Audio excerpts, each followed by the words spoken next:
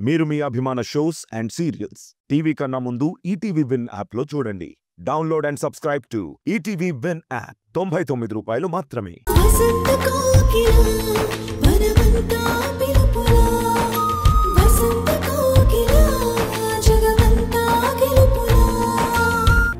సమస్య పరిష్కారం అవ్వకపోగా ఇంకా పెద్దదవుతుంది. అందుకే బయటికి వెళ్లాలని నిర్ణయం తీసుకున్నాను. ఇప్పుడు మీ నిర్ణయం ఏంటో చెప్పనా? మీకు ఇల్లు వదిలి ఇంట్లో ఆవిడ గారిని వదిలి రావడం ఇష్టం లేదు. అది డైరెక్ట్ గా చెబితే నేను ఒప్పుకోను గనక ప్రేమ నటించి ఏదో ఒక పిచ్చి కారణం చెప్పి నన్ను కూడా ఇక్కడే ఉంచేలా ప్లాన్లు వేస్తున్నారు, అంతే కదా? ప్లాన్లు, పిచ్చి కారణాలు నీ అలవాట్లు. నా మనసులో ఏదున్నా సరే డైరెక్ట్గా మొహం మీదే మాట్లాడతాను. ఆకాష్ ఆఫీసులో నాతో ఈ విషయం చెప్పి నా అభిప్రాయం అడిగాడు. నేను కూడా ఇక్కడి నుంచి వెళ్ళిపోవడమే మంచిదనుకుంటున్నాను. మీరా బయటికి వచ్చేస్తారా? అవును, నేనే. ఇక్కడే ఉంటే నువ్వు నాతోనో సంధ్యతోనో రోజుకో గొడవ పెట్టుకుంటావు. నిన్ను మార్చడం కన్నా ఈ చోటు మారడం మంచిదనే నేను ఈ నిర్ణయం తీసుకున్నాను. నీ మాటల వల్ల సంధ్య కూడా చాలా బాధపడుతుంది. తను కూడా మనం బయటికి వెళ్తేనే మంచిదని చెప్తుందంట. వా వారే వా, అర్థమైంది, చాలా బాగా అర్థమైంది. ఏం అర్థమైంది? మీరు నా గురించి కన్నా నా వల్ల ఆవిడ గారికి ఎక్కడ ఇబ్బంది కలుగుతుందో అని ఇక్కడి నుంచి తీసుకెళ్లిపోతున్నారని. అంతేకాదు, ఎన్ని రోజులు గుట్టుగా సాగుతున్న మీ రాసలీలలు నాకు మా అమ్మకి తెలిసిపోయాయి కాబట్టి గొడవలు ముదిరితే మేమెక్కడ మావయ్యకి చెప్తామో అని మమ్మల్ని చాలా తెలివిగా ఇక్కడి నుంచి తీసుకెళ్లిపోతున్నారని. అది బుర్రా లెక్క డ్రైనేజా? ఇన్ని కుళ్ళు ఆలోచనలు, నీచమైన మాటలు ఎలా వస్తున్నాయి? మా ఇద్దరి మధ్య ఉన్నది కేవలం స్నేహమని గొడవైన ప్రతిసారి చెప్పలేక ఇక్కడి నుంచి నేను తీసుకెళ్ళిపోదాం అనుకున్నాను. కానీ నువ్వేమో ఇంకా అదే మురికి ఆలోచనలతో మగ్గిపోతున్నావు. ఇప్పుడు చెప్తున్నాను విను. ఏ రోజైతే నువ్వు నీ ఆలోచనలు మార్చుకుంటావో, మా బంధాన్ని గౌరవిస్తావో, ఇన్నాళ్ళు అన్న మాటలకి సంధ్యకి క్షమాపణలు చెప్తావో, ఆ రోజే ఈ ఇంటి నుంచి నేను బయటకు వస్తాను. అప్పటి వరకు ఇక్కడే ఉంటాను. ఏం చేస్తావో చేసుకో, ఎంత వాగుతావో వాక్కో. సరే ఉండండి, నేను ఉంటాను. తప్పు చేస్తున్న మీకే ఇంత ధైర్యం ఉంటే నా జీవితం కోసం నిలబడుతున్న నాకెంత పట్టుదల ఉండాలి, ఎంత మొండితనం ఉండాలి. నేను ఆవిడికి క్షమాపణ చెప్పడం కాదు, మన మధ్యలోకి వచ్చిన ఆవిడ గారే పక్కకి పోయే వరకు నేను మారను, ఇలాగే ఉంటాను. ఉండు, ఇలానే ఉండు.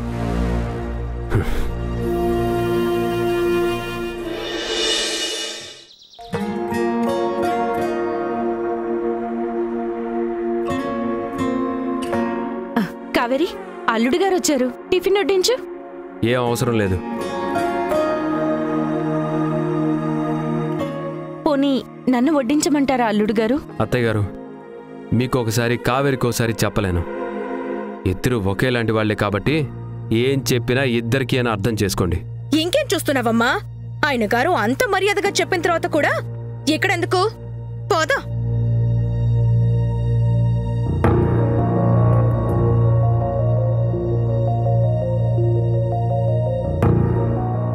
నేను వడ్డించచ్చా? లేదంటే నన్ను కూడా వద్దంటారా? నువ్వు వాళ్ళు ఒకటి కాదు సంధ్య.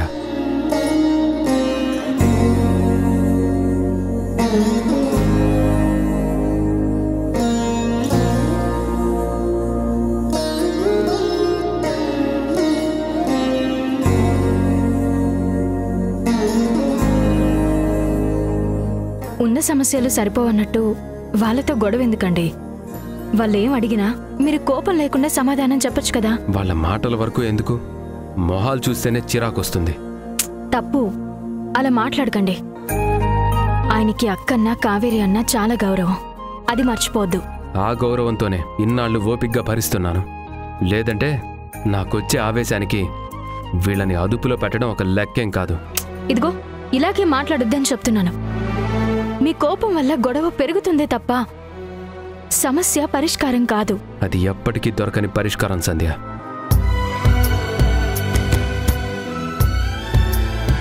నీకు అర్థం కాదులే, వెళ్ళి కాఫీ పట్టుకురా.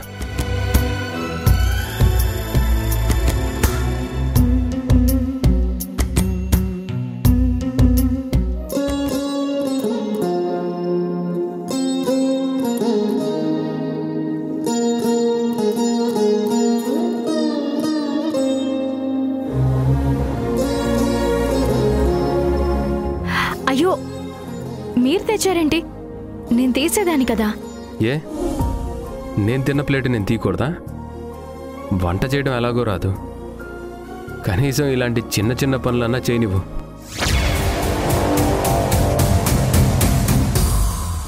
నువ్వేమో రెస్ట్ తీసుకోమంటే ఎవరి మాట వినటం లేదు. జాబ్కి లీవ్ పెట్టింది రెస్ట్ తీసుకోమని తప్ప వంటింటికి అంకితం అయిపోమని కాదు. కాఫీ కావాలని అడిగింది మీరు.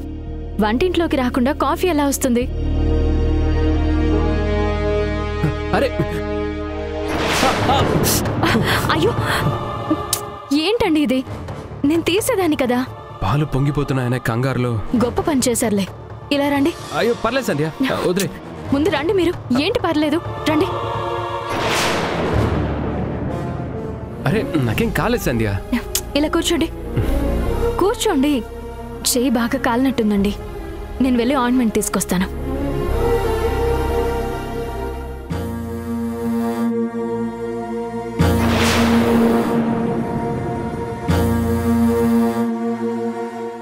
కావేరి, అది ఆయన పాలగిన్నె కిందకు దించుతుంటే చెయ్యి కాలింది. నువ్వు కంగారు పడిపోయి మా ఆయన చేయి పట్టుకొని చూసి ఇప్పుడు ఆయింట్మెంట్ కోసం వెళ్తున్నా.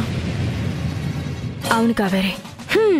ఇంతకు ముందు నీకు చేయి కట్టయినప్పుడు మా అల్లుడు గారు నీకు సేవలు చేశారు. ఇప్పుడు నువ్వు ఆయనకు సపర్యలు చేస్తున్నావు, అంతేనా? బాగుందమ్మా, చాలా బాగుంది. అమ్మా, ఈ రాసుకోడాలు పూసుకోడాలు నీకు కొత్తేమో గాని నాకు మాత్రం అలవాటైపోయింది. కావేరి, నోటికొచ్చింది బాగొద్దు. నోటికొచ్చిందేంటి? కళ్ళ ముందు కనిపించే బాగోతుమే కదా. కొత్తగా ఏదో మాట్లాడుతున్నట్టు నా మీద అరుస్తారేంటి? చాలా ఆపు. నువ్వు నీ బుద్ధి లేని మాటలు. అవును మరి, తమరు బుద్ధి లేని పనులు తప్పుడు పనులు చేస్తే లేదు గాని. కావేరి, జరిగింది కళ్ళారా చూస్తూ కూడా మనసులో ఏదో పెట్టుకుని కావాలని గొడవ చేకు. వినడానికి అసహ్యంగా ఉంది. నీకు వినడానికేమో, మాకు చూడటానికి కూడా అసహ్యంగా ఉంది. అత్తగారు కట్టుకున్న పెళ్ళాం ఇంట్లో ఉందని తెలిసి కూడా ఎవరెవరు ఏం చేస్తారులే అని నట్టింట్లోనే బరి తెగించేశారా? చాలు. చూడండి, మీ వరసకు కాకపోయినా మీ వయసుకు మర్యాద ఇచ్చి మాట్లాడుతున్నాను. దయచేసి మాటలు అదుపులో పెట్టుకుని ఆ మర్యాదను నిలబెట్టుకోండి. ఏంటి మా అమ్మని వేలు చూపించి మరీ బెదిరిస్తున్నారు? మీ బెదిరింపులకి భయపడే వాళ్ళు ఎవరూ లేరిక్కడ. నోర్మోయ్. ఎందుకు ముయ్యాలయ్యా నోరు? ఇన్నాళ్ళు నా కూతురు నోరు మూసుకొని ఉంది కాబట్టి మీరిద్దరు హద్దు పొద్దు లేకుండా చెల్లరగిపోతున్నారు. అత్తయ్య, అత్తయ్యని కాబట్టి ఆవేశంతో అడుగుతున్నాను. నేను నా కూతురు టిఫిన్ పెడతామంటే వద్దని సంధ్యని మాత్రం వడ్డించమని అడిగి మరీ తిన్నారు. అది సరిపోన్నట్టు కంచాన్ని కడగడానికి తీసుకెళ్లారు. చూడండి, అత్త గురించి పట్టించుకోవడానికి ప్రేమించడానికి మావయ్య ఉన్నారు. మధ్యలో మీకంత ఇంట్రెస్ట్ ఎందుకో?